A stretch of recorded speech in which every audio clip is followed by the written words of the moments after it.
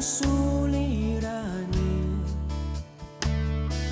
lahat ay aking kakayanin, pagkat ikaw ay kapiling. Subukin man ng panahon, mananatili sa'yo, Panginoon.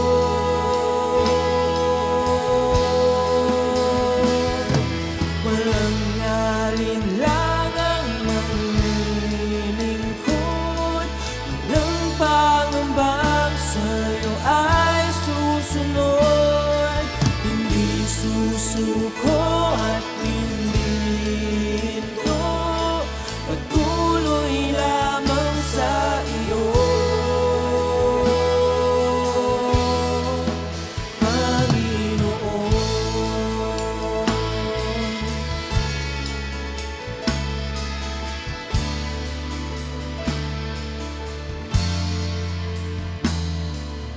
Ikaw ang aking paglilingkuran, kahit saan dalhin. Ikaw ay lagi kung susundin, anuman ang suliranin, lahat ay aking kakayanin, pagkat ikaw ay kapiling. Subukin man ng panahon, mananatili sa'yo, Panginoon.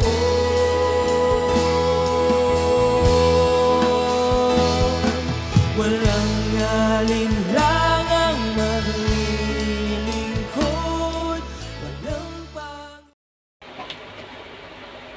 Magandang gabi po sa bawat isa. Muli ay tayo po ay nagkakatipon-tipon para sa mensahe ng ating Panginoon, makarinig ng kanyang salita para lalo pa tayong patatagin sa ating pananampalataya. At sa gabi pong ito, tayo po ay nasa ating programa, Ang Tinig ng Pag-asa. Ito po ay ginaganap tuwing Tuesday, Thursday sa ganap na ikapito ng gabi. At bago ang lahat, bago tayo mag-umpisa, nais ko lamang pong batiin ang ating kamanggagawa sa ubasan ng ating Panginoon, ang mga pastors, workers, leaders, at sa buong family ng Jesus Be Lifted Up Church. At lalong-lalo na sa ating minamahal at ginagalang na Bishop Leo Bidanya at sa kanyang may bahay, walang iba kundi si Reverend Stella Bidanya. So magandang gabi po sa bawat isa, maging sa ating mga kapatid mula Luzon, Visayas and Mindanao, maging sa labas ng bansang Pilipinas. So sa gabi pong ito, bago tayo magumpisa, nais ko lamang pong humingi ng gabay sa ating Panginoon. Tayo po'y manalangin. Panginoong Hesus, marami pong salamat sa gabi pong ito. Tunay ngang napakabuti mo sa aming buhay na kung saan lagi mo kaming ginagabayan, iniingatan, binibigyan ng tamang instruction, O Lord. Binibigyan ng tamang protection sa aming buhay. Salamat, O Lord, dahil lagi kayong naririyan sa amin. Hindi nyo kami pinagkukulang sa lahat ng aming pangangailangan.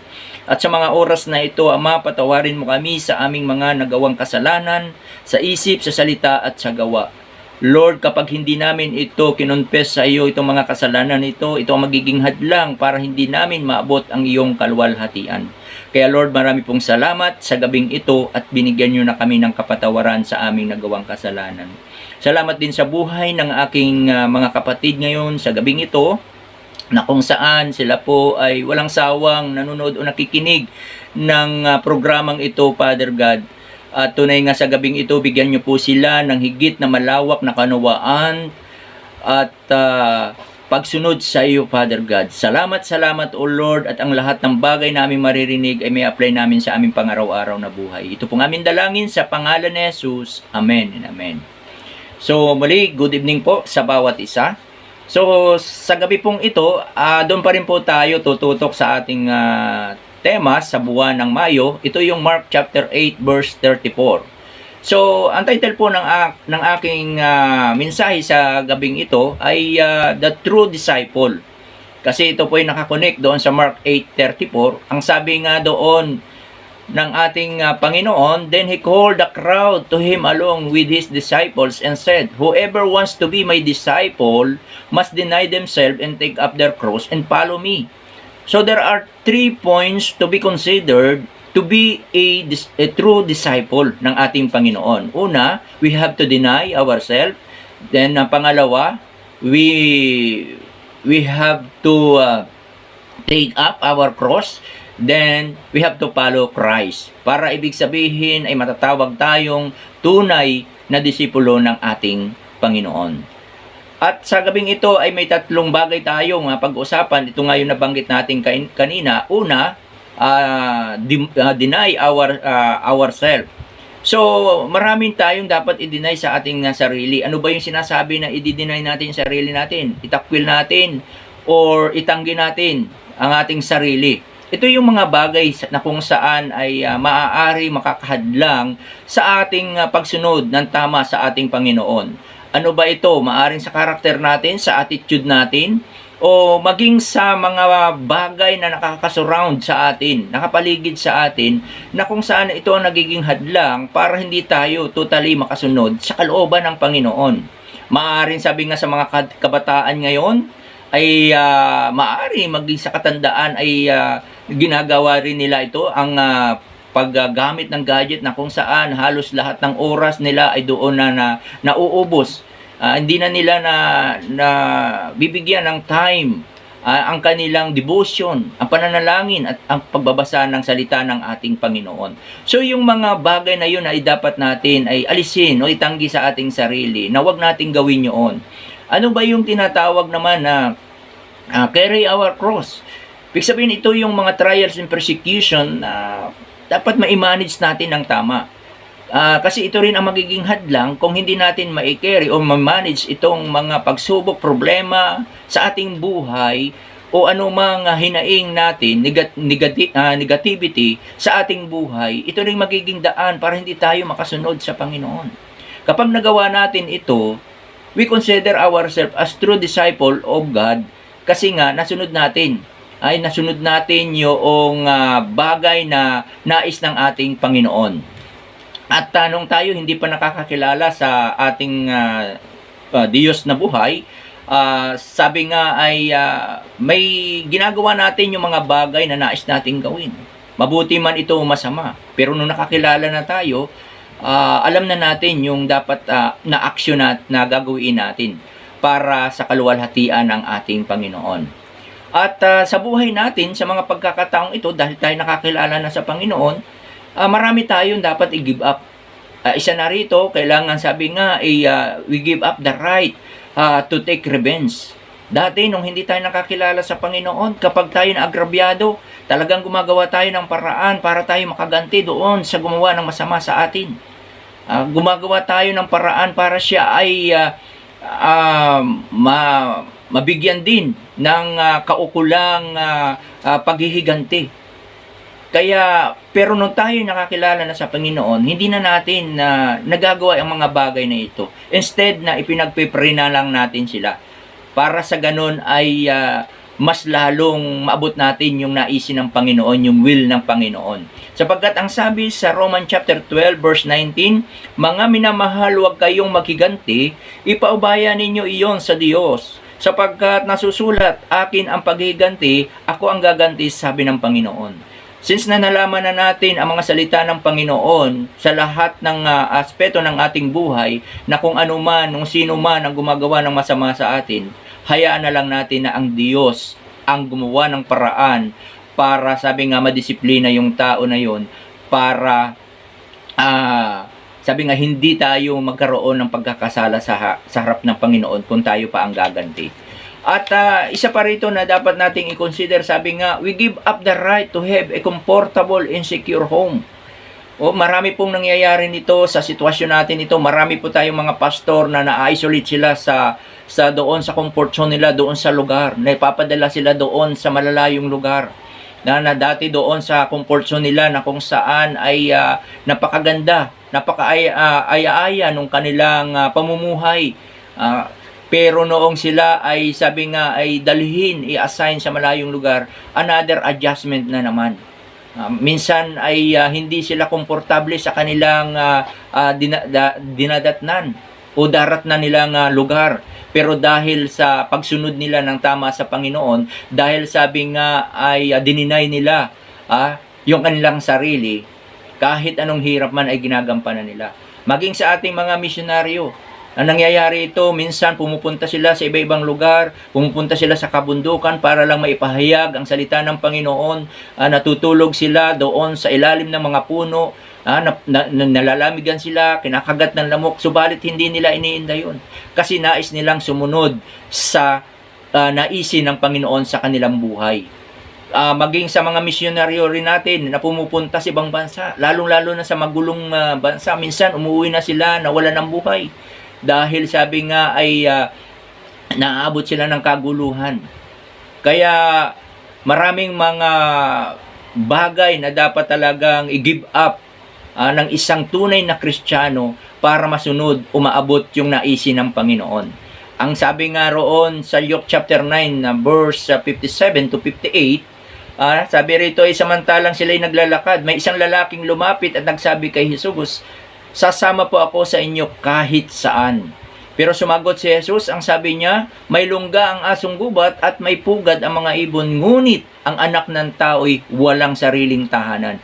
Maging si Jesus Christ, sabi nga, ang ating Panginoong Jesus, sabi nga nakaranas din ng uncomfortable, unsecure home.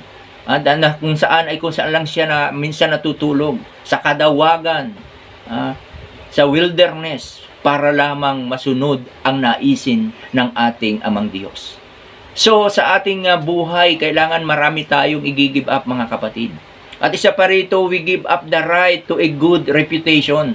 Nung tayo tumanggap sa Panginoon, na-isolate na tayo doon sa mga kaibigan natin before. Kaya minsan nakakarinig tayo ng mga negatibong salita. Ay, born again na yan. Praise the Lord na yan. Dediretso na yan sa langit. Kasi nga nakita natin yung katotohanan, yung tunay na pagsunod sa Panginoon.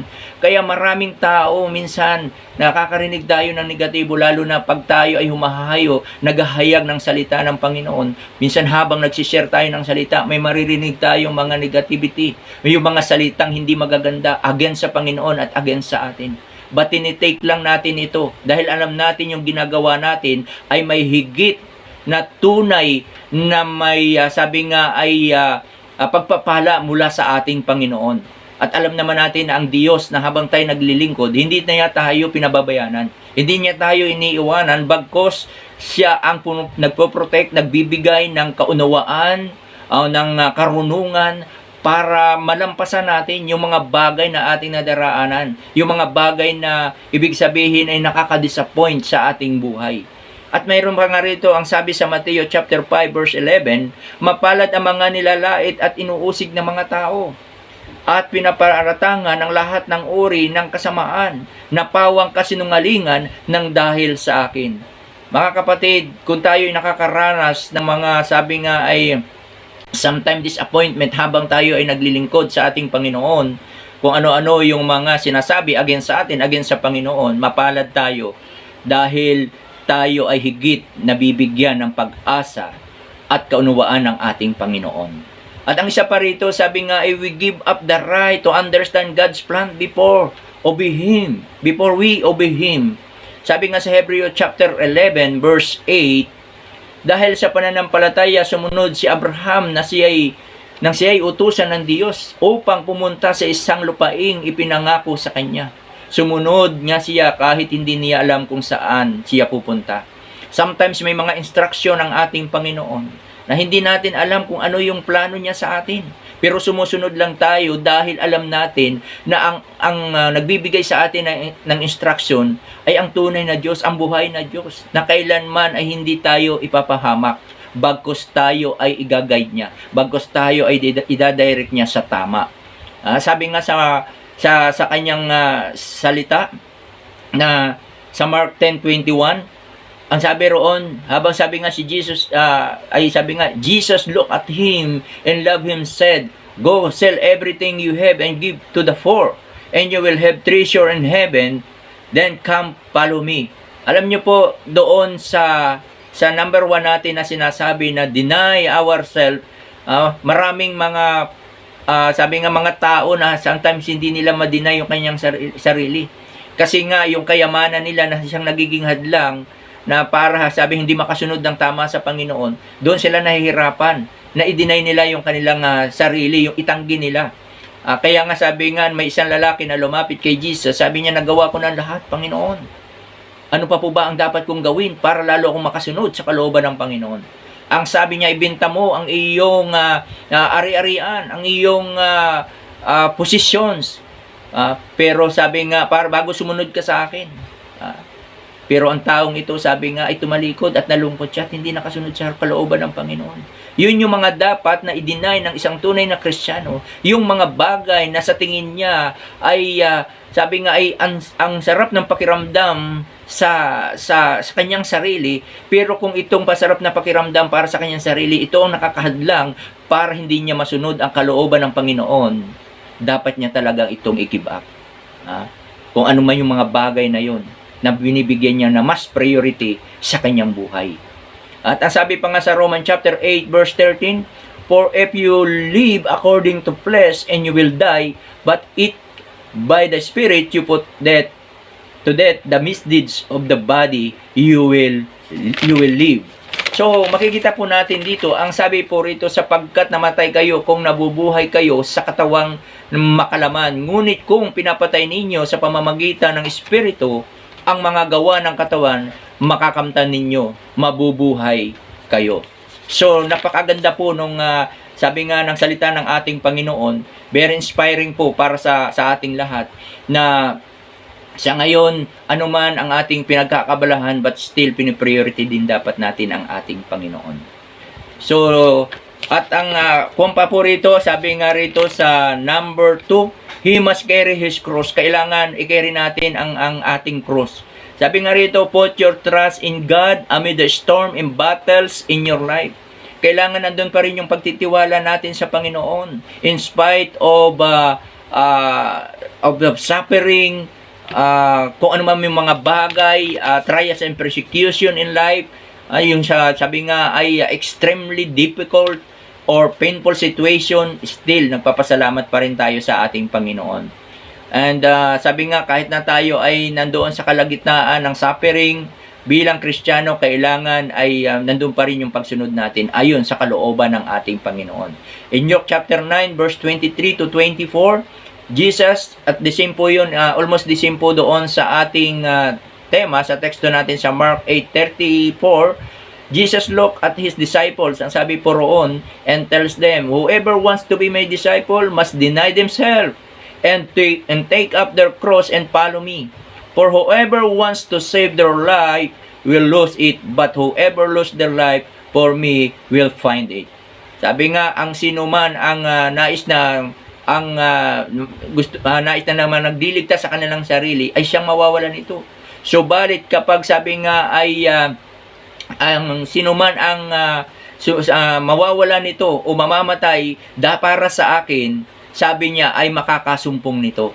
So napakahalaga po nito na kapag tayo, sabi nga, ay sumunod sa kalooban ng ating Panginoon, anuman ang mangyari sa atin, mas higit na makakatanggap tayo ng pabor mula sa ating Panginoon. In Matthew chapter 10 verse 38, and whoever does not take up his cross and follow me is not worthy of me. Ang sino man, sabi nga, ang magbuhat ng kanyang cross o magpasa ng kanyang cross, at sabi nga ay ang sino man ang hindi magpasa ng kanyang cross at hindi sumunod sa akin, ay hindi siya karapat-dapat. So, mga kapatid, sa ating buhay bilang Kristiyano, ay kung tayo talaga taling sumusunod sa ating Panginoon, yung sinasabing i-deny natin sarili natin, i-take up natin yung ating cross, ay napakadaling gawin kapag alam na natin yung katotohanan, kapag alam na natin yung tunay na kaligtasan mula sa ating Panginoon. At ang number 3 po rito, ang huli, he must follow Christ. Kailangan tayo ay sumunod sa ating Panginoon. Sabi nga, ang paglilingkod at pagsunod sa ating Panginoon ay, sabi nga rito, ay nandun yung pagkilala natin na ang Diyos ay tunay nga na laging nasa ating buhay. Nandun na kinikilala natin sa lahat ng bagay na kung ano mang mayroon tayo. Kinikilala natin ang Panginoon sapagkat siya yung may akda ng lahat ng bagay. At siya yung sabing nakakasakop sa atin. Siya yung nagpo-protect sa atin. He is our Creator, our Redeemer. He is our Sustainer. He is our Master, and we are His servant. So kaya nga dapat yung pagsunod natin sa Diyos ay talagang nandoon all out ang pagsunod natin sa Panginoon. In Matthew chapter 4 verse 19, He said to them, "Come after me and I will make you fishers of men." Alam niyo po, nung habang naglalakad si Jesus sa tabing playa, ang sabi nga niya, nakita niya itong si Peter at saka si Andrew. At binigyan niya ng command, sumunod kayo sa akin. At gagawin ko kayong mga mangingisda ng mga tao. Fisher of men. Pero sabi nga, ano bang ginawa ng magkakapatid na ito? Wala silang ginawa kundi iniwan yung kanilang bangka, yung kanilang net, at iba pang mga gamit para sa kanilang pangingisda at sumunod sila sa Panginoon. Hindi sila nagtanong sa kanilang sarili o sa ating Panginoon na, Panginoon, kapag kami sumunod ba sa iyo, kami ba ay magkakaroon ng maayos na buhay? Kami ba ay, sabi nga, ay maging ligtas sa lahat ng pagkakataon? Hindi ba kami magugutom? Hindi ba kami maghihirap? Pero wala silang ginawa kundi sumunod sa Panginoon doon sa command ng ating Panginoong Hesus. Kaya sa ating buhay, sabi nga, napakahalaga mga kapatid. Kung gusto natin na maging tunay tayong disipulo ng ating Panginoon, sabi nga doon ay i-take up natin i-deny natin ang ating sarili. I-take up natin o i-carry natin ang cross at sumunod sa ating Panginoon, dahil ang pagsunod sa Panginoon ay hindi po kawalan, kundi tayo ay magkakaroon ng higit na pagpapala mula sa ating Panginoon. Ang sabi nga sa Proverbs 22 verse 4, if we will only obey and be humble before Him, we will be receiving honor, riches, and long life. So, ang pagsunod sa ating Panginoon may kaakibat na pagpapala mula sa Kanya. Ang karangalan, ang kayamanan, at ang mahabang buhay. Kaya mga kapatid, sa oras na ito, napakahalaga po talaga yung pagsunod sa ating Panginoon. Ano man yung agam-agam natin sa ating sarili, ang dahilan para hindi tayo makasunod sa kalooban ng Panginoon, ibigay natin, hayaan natin ang Panginoon ang humawak ng mga ito. I-give up natin yung mga bagay na sa tingin natin ay makakadlang sa ating pagsunod sa Panginoon. I-manage natin ng tama yung mga trials and persecutions na dumadating sa ating Panginoon. Ay dulog natin sa Panginoon at hayaan natin ang Diyos ang tumulong sa atin para yung mga cross na ating pinapasan sa araw-araw nating buhay ay mawala ito at makasunod tayo ng tama sa ating Panginoon. Tayo po'y manalangin sa oras na ito. Panginoon, marami pong salamat sa oras pong ito na kung saan muli po kami nakarinig ng iyong mensahe, O Lord. At tunay nga ito ay may apply namin sa aming pang-araw-araw buhay Kristiyano, O God. At dalangin ko, Lord, sa aking mga kapatid na nanonood ngayon at nakikinig. At tunay nga, Lord, na patuloy mo silang ingatan, gabayan, ilayo sa sakit, disgrasya at aksidente. Patuloy nyo silang pagpalain, O Diyos. Kayo po ang magturo sa kanila, kayo po ang magbigay ng karunungan at kaunawaan sa kanila kung paano po i-manage nila ang kanilang buhay, O God, sa pamamagitan ng iyong tulong. Salamat po, Ama, sa iyong kabutihan sa buhay namin sa araw-araw, O God. Thank you, Father. Thank you, Jesus. Ito po ang aming dalangin sa pangalan ni Jesus. Amen and amen. At muli po, magandang gabi sa bawat isa. At ito po ang inyong Pastor John Magluyan. Nag-i-invite na manood po kayo muli ng Tinig ng Pag-asa. At ito po muli sinasabi ko ay ginaganap po every Tuesday and Thursday. Again, God bless us all.